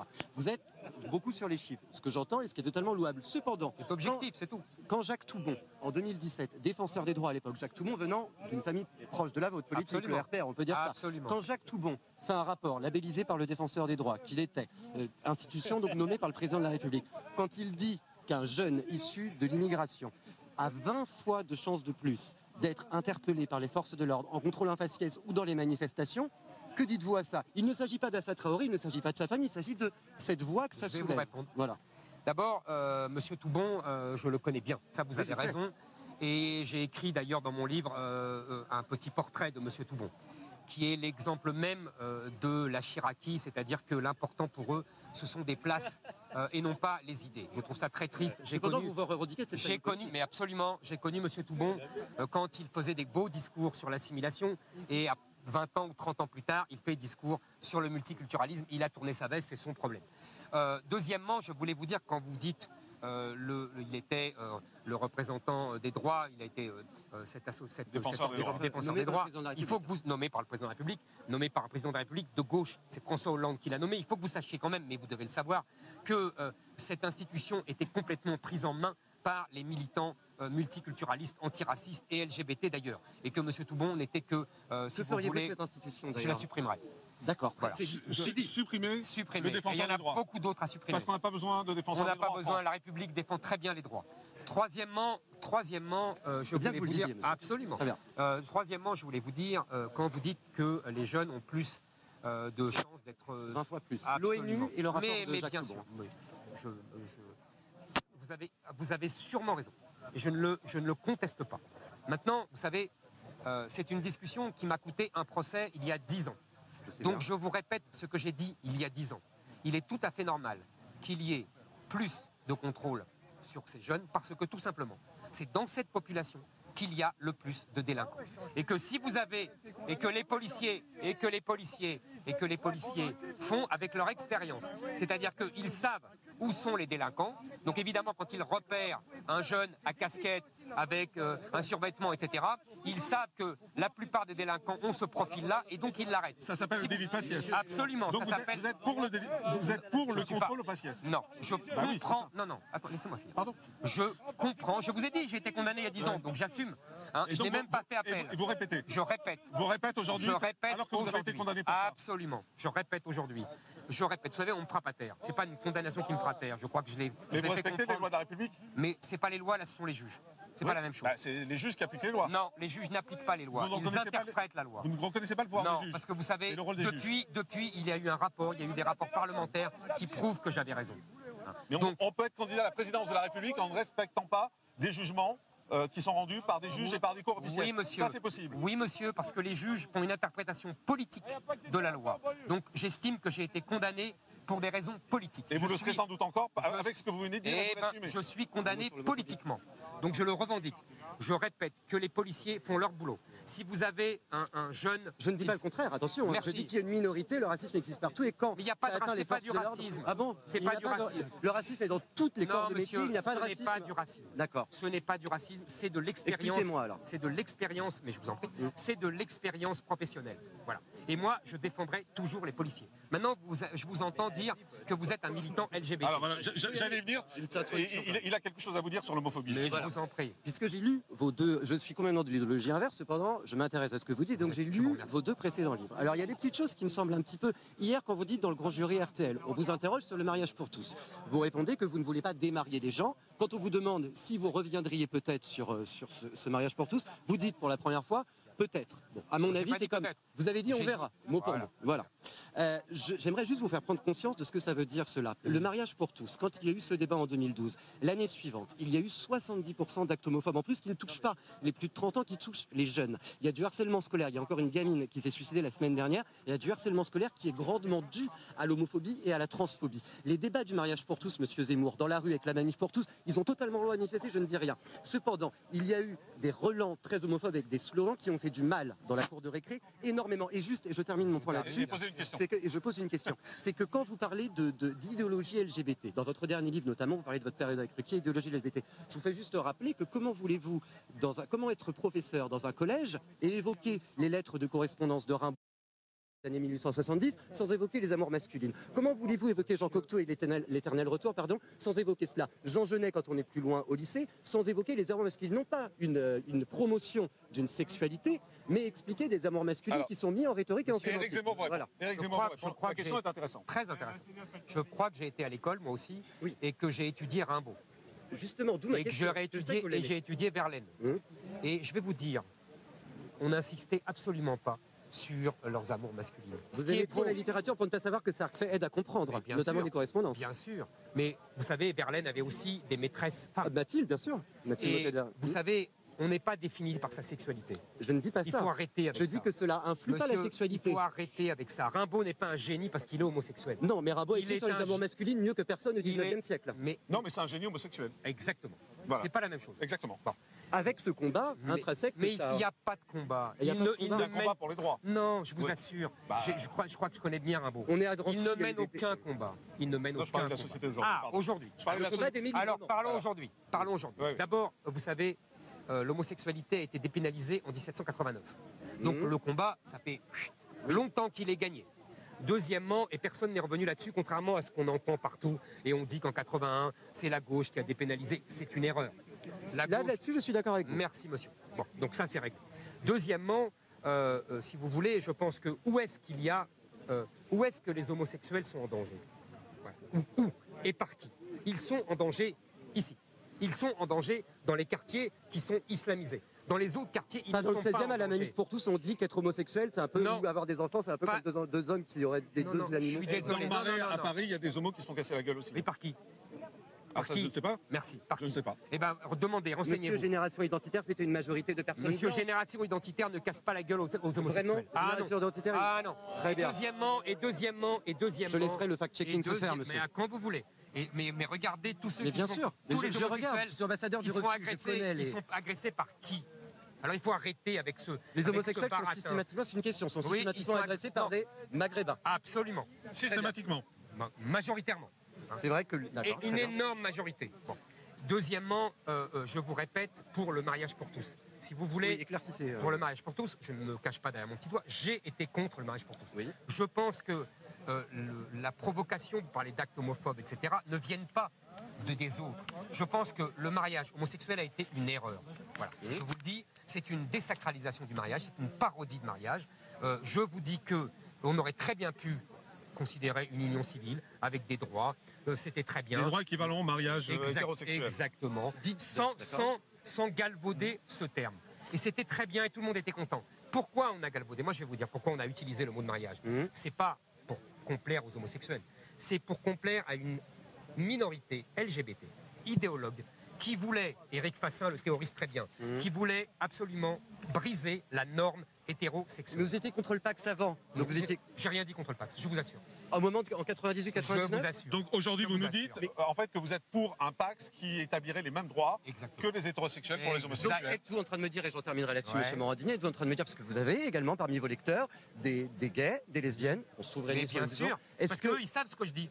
Ils savent qui les agresse. Oui, mais il serait bien qu'ils connaissent aussi l'histoire de leur combat et de leur mouvement. Êtes-vous en train de dire, monsieur, que les homosexuels ainsi que les transgenres, vous pourrez les défendre et vous pourrez défendre les discriminations faites à leurs égards si un jour... Les droits, les droits de ces gens-là. Les droits. D'abord, je ne mets pas dans le même sac ce que vous appelez les transgenres et les homosexuels. Moi, je éclaircissez-vous là-dessus. Les transgenres sont un concept, une hyper minorité. Vous savez que ce discours-là tue des gamins transgenres, monsieur Zemmour. Monsieur, il n'y a pas de gamins transgenres. Voilà. Monsieur Zemmour, parlez aux psychologues. Il y en a, en revanche, on en voit. Oui, on en voit parce qu'ils sont endoctrinés par un air du temps, par une idéologie. Ils deviennent transgenres par l'idéologie. On n'en parlait pas il y a 10 ans. Un gamin... C'est faux. Romain Gary en parlait dans La vie devant soi, Émile Ajar en parlait dans La vie devant soi 75, monsieur. Tous les gamins s'interrogent sur leur sexualité. C'est le propre de l'adolescence. C'est pas pour ça qu'il faut arrêter leur puberté avec des cachets et faire des opérations pour passer d'un sexe à l'autre. Ça, je suis contre et je suis vraiment hostile à ça. Merci Kevin. Merci Kevin d'avoir été avec nous. On va continuer à avancer. C'est vrai que sur les transgenres, qu'est-ce que vous dites aux parents qui ont des enfants transgenres? On en a vu, je pense à un reportage dans 7 à 8 par exemple sur TF1 où il y avait un petit garçon qui changeait de prénom. Je dis qu'il n'y a pas d'enfants transgenres. Voilà. Je dis que les enfants... Mais ces gens-là, ils existent? Écoutez-moi, non, ils existent parce qu'il y a une idéologie qui les favorise. Il y a 30 ans, il y a 20 ans, on n'en parlait pas. Pas des enfants. Non, monsieur Morandini. Les enfants, je vous répète, ils sont garçons ou filles. Il n'y a pas un troisième sexe. Et quelqu'un qui a plus de 18 ans, en revanche, vous acceptez que cette personne soit transgenre? Là, je n'ai pas accepté. Si elle estime que vraiment, si elle est majeure, on peut discuter. Mais je pense qu'il faut arrêter avec cette idéologie des transgenres. Il n'y a pas de genre, il y a des sexes. Il y a un homme et une femme. Après, la sexualité est libre, évidemment. Je voudrais que Xavier Iacovelli nous rejoigne. Bonjour, monsieur le sénateur. Venez là, ça va être plus simple. Bonjour, merci d'être avec nous. Éric Zemmour est là. Vous êtes sénateur En Marche des Hauts-de-Seine, président de Territoire de Progrès. En Marche, oui, tout à fait. Vous avez entendu un discours assez dur d'Éric Zemmour sur, en particulier, Drancy, sur tout ce département, disant qu'aujourd'hui, c'était plus la France. Quand vous entendez ce type de discours, qu'est-ce que vous avez envie de lui dire? Déjà, monsieur Zemmour, bonjour. Ça fait 30 ans que vous êtes dans le débat public, donc en fait, on connaît vos phobies, vos peurs, que vous distillez dans vos livres, que vous distillez aussi sur les plateaux télé et que vous avez distillé aussi ici à Drancy. Confronté à la réalité quand même, c'est ce qui est intéressant. Confronté à la réalité, mais enfin Drancy n'est pas forcément que la France, c'est pas forcément à l'image de la France, mais il y a une réalité aussi à Drancy qu'il ne faut pas nier. Mais moi, j'aimerais connaître aussi votre opinion, parce que l'élection présidentielle, c'est pas seulement la question de l'immigration, c'est pas seulement la question de l'identité, c'est un projet de société. Et aujourd'hui, je pense qu'il faut sortir de l'aspect polémiste, mais maintenant être un vrai homme politique et donc faire des propositions. Moi, j'aimerais connaître votre opinion, par exemple, sur des sujets qui touchent nos concitoyens, qui touchent aussi un certain nombre de personnes, sur les sujets sociétaux. Je pense notamment, vous avez reçu le soutien de la Manif pour tous, en tout cas une partie de la Manif pour tous, des proches de François Fillon, des proches de Christine Boutin. Moi, j'aimerais connaître votre opinion, mais cette fois-ci claire, parce que hier, vous avez été très peu clair sur ce sujet, sur le mariage pour tous, par exemple. Alors, on vient d'en parler. On vient d'en parler juste avant, vous n'avez pas entendu, vous étiez là. Mais, donc, passons à non, mais il n'avait pas de retour. Il n'avait pas de retour. Moi, je voudrais que vous répondiez à ma question, parce que moi, ma question était aussi sur ce département. Est-ce que c'est une enclave en France ? Moi, je ne pense pas que ce soit une enclave en France. Moi, je vois... C'est ça, en fait, la différence entre vous et moi, monsieur Zemmour, je pense. Vous savez, moi, je viens d'un quartier populaire également. J'ai grandi dans une cité, j'y ai vécu pendant 33 ans. Moi, quand je rentre dans ce quartier populaire, quand je vais voir mes avis, je vois avant tout des Français. Je ne vois pas des Noirs, des Blancs, des musulmans, des catholiques. Je vois des Français. Alors, je ne nie pas les problématiques. Il y a des vraies problématiques dans les quartiers, d'insécurité, peut-être de communautarisme. Là, il y a la religion ou pas? Le communautarisme, oui, c'est aussi en partie lié à la religion. Mais il faut lutter contre ça, puisque la République, avant tout, elle est une et indivisible. Donc il faut bien sûr lutter contre ça. Mais avant tout, moi, je vois des Français. Donc il ne faut pas lier l'immigration, il ne faut pas faire un sujet de société simplement l'immigration et l'identité nationale. Alors, Éric Zemmour, Monsieur le sénateur, d'abord, je voudrais vous reprendre sur le vocabulaire. Je n'ai pas de phobie. Vous voyez, je ne suis pas malade. Vous savez, vous reprenez la terminologie classique de la gauche bien pensante que Philippe Muret avait brocardé jadis en disant que c'était la cagophobe. Vous voyez, je ne suis pas dans une cagophobe et je n'ai pas de phobie, premièrement. Deuxièmement, vous ne pouvez pas dire tout et le contraire. Vous ne pouvez pas dire qu'il y a des problèmes et vous ne pouvez pas dire qu'il ne faut pas en parler. Moi, j'en parle. Troisièmement, quand vous dites on connaît votre discours, quand vous dites... en tout cas, moi, je me rends compte que depuis que... il y a une rumeur sur ma candidature présidentielle, tout le monde parle de ce sujet. Plus il n'y a plus de doute, monsieur Zemmour. Ben c'est très bien. Avant, on mettait tout sous le tapis. Ce que vous voudriez, vous, c'est qu'on remette sous le tapis le sujet. Moi, je vais vous dire, j'ai un ami ici qui se prénomme Vijay, qui est élu comme vous de ce département et qui va vous expliquer ce que c'est que ce département. Parce qu'en fait, vous êtes en marche et vous êtes le produit de ce clientélisme qui s'est répandu chez beaucoup d'élus, de droite comme de gauche. Vous êtes dépendant de vos électeurs. Alors évidemment, comme vous êtes dépendant de vos électeurs, vous êtes soumis à vos électeurs. Moi, je ne suis pas soumis à vos électeurs. Et donc je dis ce qui est dans votre circonscription, dans votre région, dans votre département. Vous, vous n'êtes plus libre, monsieur. Vous êtes dépendant de vos électeurs. Et donc vous devez vous soumettre à ces enclaves étrangères. Vous n'êtes plus vraiment libre de dire ce que vous voulez. Alors, on va avoir une réponse. Ouais, mais moi, juste, monsieur Zemmour, effectivement, moi, je vois beaucoup de noirceur, en fait, en vous, sincèrement. Moi, je suis plutôt inquiet, d'ailleurs, de votre vision de la société. Sincèrement, est-ce que vous n'avez pas... Enfin, l'humanité... Monsieur Zemmour, je ne vous ai pas interrompu. Excusez-moi, mais l'humanité, elle a été construite sur les constats durs, effectivement, mais aussi sur des notes d'espoir. C'est quoi vos notes d'espoir aujourd'hui? C'est quoi votre optimisme pour la France? Excusez-moi, moi, quand je viens à Drancy et que je vois que le taux de chômage est à moins de 7%, même meilleur, il est à 6,7%, il est même meilleur que la moyenne nationale française. Pardonnez-moi, je ne vous ai pas interrompu. Quand on voit que dans ce département de Seine-Saint-Denis, 70% d'augmentation sur les contrats d'apprentissage, est-ce que ce n'est pas une note d'optimisme, monsieur Zemmour? Quand on voit qu'on n'a jamais autant créé d'emplois que depuis 21 ans dans ce pays, est-ce que c'est pas ça un autre dossier? Excusez-moi, monsieur Zemmour, vous voulez être président de la République. Aujourd'hui, c'est vrai que ça se limite plutôt avec vos propositions au ministère de l'Intérieur. Mais sincèrement, ne soyez pas le grand déprimeur de France. Soyez à la hauteur de la fonction sur laquelle vous réclamez. Alors la réponse d'Éric Zemmour, et puis on va avancer. Vos chiffres sont quelque peu arrangés. Parce que moi je vais vous dire ce qui se passe vraiment. C'est qu'on a favorisé, pas du tout, c'est qu'on a favorisé les entreprises pour qu'elles viennent s'installer en Seine-Saint-Denis et que la vérité, c'est qu'elles ferment toutes. Parce que justement, elles se rapatrient à Paris.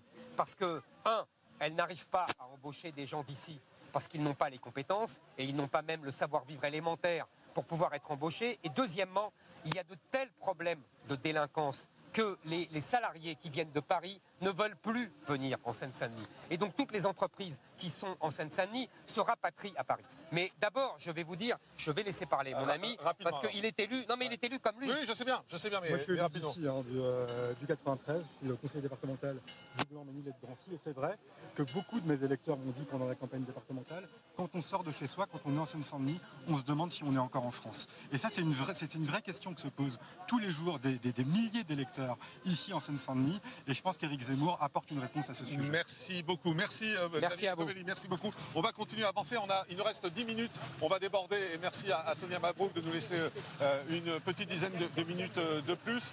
On va aller rejoindre un orateur de la France Insoumise, si vous voulez bien, pour terminer notre tour d'horizon. On termine avec deux politiques, après avoir rencontré la vie quotidienne. Peut-être parce que je pense qu'on n'aura pas le temps tout à l'heure, le temps qu'on fasse le chemin.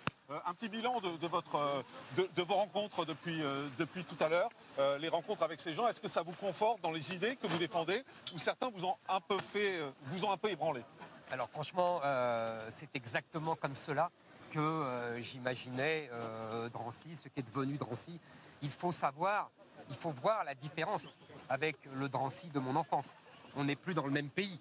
Voilà. On n'est plus dans le même pays. Bah non. Bon, David Guiraud, bonjour. Bonjour. Venez là, je vous en prie, merci de nous rejoindre. Vous êtes orateur de la France Insoumise. Au moment où on arrivait, je pense que vous ne l'avez pas entendu, vous étiez un peu loin, Éric Zemmour nous disait on n'est plus en France, on n'est plus dans le même pays quand on voit ce qui se passe ici. Non mais c'est bien, vous êtes le sultan des médias, donc ça vous permet d'être candidat. Le sultan des médias en ce moment, c'est très confortable. Vous pouvez vous balader dans les médias partout, vous êtes candidat sans être candidat, il faut le reconnaître. Et puis pour savoir ce que vous proposez pour la France et les Français, c'est simple, il faut se plonger. Faut m'écouter. Soit dans vos interviews, soit dans vos livres. Eh ben j'ai lu. Alors justement, c'est pour ça que vous êtes là. Ça annonce la couleur de vos livres, monsieur Zemmour. Vous voyez, au moins je suis franc. Bah oui, mais dans vos livres, vous passez votre temps à parler de vos dîners en ville, vous passez votre temps à parler de vos dîners mondains, et vous parlez jamais des Français qui ont faim. Là, on les voit depuis tout à l'heure. Dis donc, depuis le début, monsieur Zemmour, moi j'entends ce que vous dites. J'entends bien ce que vous dites, j'essaye de parler plus fort. J'entends bien ce que vous dites, monsieur Zemmour, dans les médias. Il y a plein de Français, des millions de Français. Madame, juste un instant, si vous pouviez arrêter d'hurler, ça sert à rien. Bah si vous voulez, mais ça sert à rien. Allons-y. Il y a des millions de Français qui sont en train de s'enfoncer dans la misère et la précarité, qu'ils soient noirs, blancs ou arabes. Des millions. Et vous, ce que vous proposez, c'est quoi? C'est d'augmenter l'âge de départ à la retraite, de voler un peu de vie aux gens, de temps de vie. Ce que vous proposez, c'est, vous refusez l'augmentation du SMIC. Vous êtes contre le fait d'augmenter les salaires. Et la vérité, c'est que vous comptez rien faire contre les plus riches de ce pays qui, eux, se sont mis 110 milliards d'euros dans les poches pendant la crise, pendant que les Français étaient saignés à blanc et qui se demandaient comment ils allaient remplir le frigo pour leurs enfants. C'est ça ce que vous comptez faire. Vous n'allez rien leur faire parce que vous avez besoin d'eux, monsieur Zemmour. Pour écrire vos livres, vous avez besoin d'eux, qui soit dit en passant. Hein. Je vous le dis comme ça. Vous passez votre temps. Ah, des riches, parce que vous avez besoin de balancer. Il n'y a que les riches qui achètent les livres. C'est intéressant parce que là, on a basculé sur autre chose, qui était l'aspect économique. Non, mais vous allez... C'est bien, c'est une bonne question. On va prendre la réponse d'Éric Zemmour. Et puis, je vais juste finir. Allez-y. Vous balancez votre temps, vous passez votre temps à balancer des conversations privées. Ça en dit long sur le degré de confiance qu'on peut vous accorder. Chez nous, on appelle ça une pouquille. Parlons des Français. Mais on va parler des Français. Votre méthode, elle est pourrie. Parce que pour convaincre les gens de se laisser dépouiller, vous êtes en train de cibler, qui ça? Les étrangers. Voilà, c'est votre cible préférée, c'est les étrangers. Et pour ça, vous êtes prêt à mentir, à travestir la réalité, et à mentir sur les chiffres, et à tromper les gens. Alors, enfin, vous avez dit, par exemple, attendez, non, mais si vous faites un discours, ça serait bien qu'ils répondent. Les étrangers sont trois fois plus inactifs, c'est ça? Je vous donnerai les chiffres. Alors, il vous répond et vous dialoguez. Ce qui est intéressant, c'est le dialogue. D'abord, je tiens à vous dire que moi, quand je raconte mes dîners, mes déjeuners, comme vous dites, c'est parce que d'abord, ça correspondait à mon métier de journaliste. Et qu'en plus, je trouvais ça intéressant de voir le décalage entre ce que les gens, les politiques en particulier, disaient en privé, me disaient en privé, et ce qu'ils disaient en public. Je pense que ça intéresse les gens. Sur ça, si vous voulez bien sûr, bien sûr. Je pense que c'est pas ce qu'attendent les gens de cette émission. Vous avez raison. Vous avez raison. Deuxièmement, les chiffres sont patents. C'est-à-dire qu'il y a aujourd'hui, je le répète, je l'ai dit tout à l'heure, pardon pour les téléspectateurs, mais monsieur n'entendez pas, il y a 8% de chômeurs en France, en moyenne. Il y a parmi la population étrangère hors Union européenne 24% de chômeurs. Il y a 13%. Non, c'est pas monté. Non, 13%, c'est pas ça. Il y a 13% d'inactifs en moyenne. En France, inactifs, c'est chômeurs plus inactifs. Et dans la population extra-européenne. Mais j'ai dit chômeurs plus inactifs. Sinon, ça serait 8% les chômeurs. Bon. Donc il y a 13%. Et là, il y a parmi la population étrangère hors Union européenne, une fois de plus, donc essentiellement africain, il y a 40% d'inactifs. Je peux vous arrêter là-dessus? Non, je finis. Je vais quand même le faire. Mais vous allez me répondre. Vous êtes en train de m'arrêter. Allez-y. Non, je ne suis pas en train de mentir. Je vous donne la parole. Je voulais simplement dire que ces gens-là, vous savez, il y a une règle, je l'ai déjà dit, dans le Code des étrangers, qui dit que les étrangers ne doivent pas coûter aux finances publiques. Donc ces gens-là n'ont rien à faire ici car ils coûtent aux finances publiques. Voilà ce que je dis. On n'aurait pas dû les accepter et on n'aurait pas dû les accepter. Et ensuite, il ne faut plus reconduire automatiement leur titre de séjour. Et voilà où vous êtes en train de mentir. Vous dites qu'il y a 14% d'inactifs. Non, de chômeurs. Non, vous avez dit inactifs, monsieur. Ah, 13% d'inactifs. 14%, c'est pas très grave. Non, c'est pas 14% d'inactifs français. En France, en moyenne. C'est quoi un inactif? C'est quelqu'un qui est soit chômeur, soit qui ne veut pas travailler. Est-ce qu'on peut, plutôt qu'une guerre de chiffres, est-ce qu'on peut aller sur des solutions? Parce que les guerres de chiffres, honnêtement, c'est pas possible. Monsieur Zemmour, donc les retraités, par exemple, c'est des inactifs? Mais non. Selon l'INSEE? Mais non. Ah d'accord. Donc en fait, ce que vous faites dans votre calcul, c'est que pour les étrangers, vous comptez les retraités. Parce que l'INSEE vous a répondu, monsieur. Vous comptez les retraités parmi les 40% d'inactifs. Par contre, pour les Français, oui, je le sais, je l'ai lu. Il vous a répondu, ouvrez votre courrier. On peut parler de projet. On peut parler de projet. J'y vais. Oui, mais on va y aller nous Mais aussi, justement, on ne peut pas avoir un projet si on base sur des mensonges. Pour les étrangers, vous comptez les retraités. Pour les Français, vous comptez pas les retraités. Si vous comptez les retraités pour les Français inactifs, vous vous rendrez compte qu'il y en a 30% d'inactifs. C'est normal, les gens sont retraités. Voilà. Et donc, vous êtes en train de mentir. Vous faites que ça pour les étrangers. C'est la comparaison de l'INSEE, ce n'est pas moi. La comparaison et d'abord, je vais vous répondre à ce qu'il a dit tout à l'heure sur les riches. Allons-y. Sur les riches. Je ne suis pas le candidat des riches. Moi, je dis au contraire, je pense qu'il faut rassembler les Français pour défendre la France telle qu'elle est et ne pas changer de civilisation et ne pas changer de peuple. Et pour ce projet-là, il y a des Français des classes populaires, il y a des Français d'où qu'ils viennent d'ailleurs, d'où qu'ils viennent, et il y a des Français plus aisés. Et c'est cette alliance que je défends, c'est cette alliance qui justement évitera ce que vous défendez, vous, c'est-à-dire la lutte des classes. Vous avez un projet authentiquement révolutionnaire, authentiquement destructeur et belliqueux, qui est mort aux riches. Ah bah il y aura moins de dîners en ville, hein. Ça il y aura moins à dire, je vous confirme. Vous savez, mais non, mais parce que vous il n'y aura pas moins de dîners en ville. Simplement c'est vous qui dînerez en ville. Mais non, vous savez, on la connaît celle-là. Vous savez, on a connu les Jacobins, on a connu les communistes. Vous voulez simplement remplacer les riches. Moi je vais vous dire, on vous connaît, monsieur, on vous connaît. On a connu, ça fait 2 siècles que vous faites ça. Donc ça ne marche pas. Vous voulez simplement remplacer les riches et vous voulez leurs privilèges. S'il vous plaît. Vous dites que vous voulez allier la bourgeoisie et les classes populaires. Vous le dites, ça, je vous le reconnais. Pour la bourgeoisie, on sait ce que vous faites. Rien. Vous ne touchez pas à leurs dividendes, vous ne touchez pas à leurs profits. Pour les classes populaires, vous proposez rien, monsieur, parce que l'allongement de l'âge de départ à la retraite, c'est les classes populaires, les Français, qui vont payer ça. Parce qu'il y a une différence d'espérance de vie entre les 5% les plus pauvres et les 5% les plus riches de 13 ans, d'accord? C'est eux qui vont prendre en pleine tête l'allongement de départ à la retraite. Ça, c'est l'allongement de départ. Et derrière, vous êtes en train de nous dire, et en plus, vous êtes en train de nous dire, c'est ça qui est grave, c'est que vous allez prendre l'argent sur les étrangers. Encore une fois, à chaque fois que vous prenez des chiffres sur les étrangers, ils sont faux. Vous nous avez dit récemment que, par exemple, pour les allocations de la Caisse des allocations familiales, c'était 40% d'étrangers. C'est complètement faux. La Caisse des allocations familiales, elle vous a répondu, encore une fois, il faut ouvrir votre courrier, M. Zemmour. Il n'y en a que 10%. Pour les personnes nées à l'étranger, il y a 5 millions de personnes nées à l'étranger qui touchent des allocations, 30 millions d'allocataires au total, ça fait que 15% de bénéficiaires. On ne sera pas d'accord. C'est que vous mentez avec les chiffres et que moi je les connais parce que moi j'ai bossé vous êtes la vérité intégrée. Non, moi je une phrase, il nous reste 3 minutes. Vous travaillez, mais oui. Je travaille beaucoup plus que vous, vous inquiétez pas. Je crois pas. Je voudrais simplement dire qu'il y a effectivement l'âge de la retraite. C'est ça sur laquelle vous m'avez interrogé. Aujourd'hui, il y a une espérance de vie supérieure à 64 ans par rapport à l'espérance de vie à 60 ans en 1981. Pour tout le monde. Donc vous voulez faire partir quand ils sont plus en bonne santé? Non, pas du tout. C'est 64 ans l'espérance de vie en bonne santé. Il y a simplement un problème. Quand ils sont plus en bonne santé. Il y a un problème, c'est que d'abord, le travail, c'est la santé.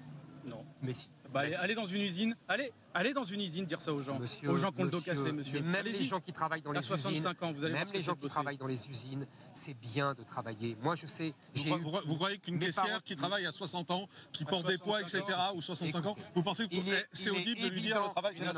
Une infirmière, un policier à 65 ans? Ne faites pas de misérabilisme. On vous connaît vos méthodes communistes, on les connaît. Ah bah oui, là je les utilise bien pour vous, vous avez rien à y répondre. Ça marche pas avec moi. 64 ans pour un policier, ça ne marche pas. On connaît vos méthodes communistes. C'est sympa. Oui, alors, monsieur, je maintiens. D'abord, il y a des gens qui rentrent plus tôt, qui travaillent plus tôt. Ceux-là, évidemment, ils auront les annuités, ils pourront partir plus tôt, c'est une évidence. Mais pour le reste, je confirme, d'abord, c'est bien de travailler. Les gens aiment leur travail le plus souvent. Mais oui, jusqu'à 65 ans. C'est pas des vieillards à 65 ans. Donc après, non, mais des gens fatigués, c'est parfois des gens fatigués. C'est parfois des gens fatigués. Si je vous répète, s'ils ont commencé plus jeunes, c'est pas très fatigant, M. Zemmour. Je suis désolé. Mais qu'est-ce que vous faites? Vous allez à l'usine, vous? Mais moi, je me plains pas de ma vie. Alors, vous n'êtes pas faire de misérabilisme. Mais moi aussi. Moi, je défends les pauvres, mais vous voulez pas vivre pareil. Parce que je vais vous. Mais vous non plus. Mais vous non plus. Mais moi, je me mets à leur place. Mais vous non plus. Mais moi aussi, je me mets à leur place. Et je vais vous dire. Et on va arrêter là. Et je vais vous dire. Comme disait Jaurès, la nation est le seul bien des pauvres. Les pauvres, ils veulent sauver leur pays. Et ils en ont marre que des gens venus de partout se soient assistés par leur travail. Voilà. Et on arrête là. Merci beaucoup. Merci, monsieur Zemmour. On va arrêter là. Merci à tous d'avoir été avec nous. Merci beaucoup. Merci, Éric Zemmour, d'avoir inauguré cette formule. Merci à vous. C'est du sport, hein. Vous l'avez vu, c'est du sport. Et merci d'avoir osé le faire. Merci à Sonia qui nous a donné un peu plus de temps. On va se reparler avec Sonia dans un instant. Merci à tous d'avoir été avec nous. On se retrouve, nous, demain en direct à 10h35. Bye bye. Merci à vous. À bientôt.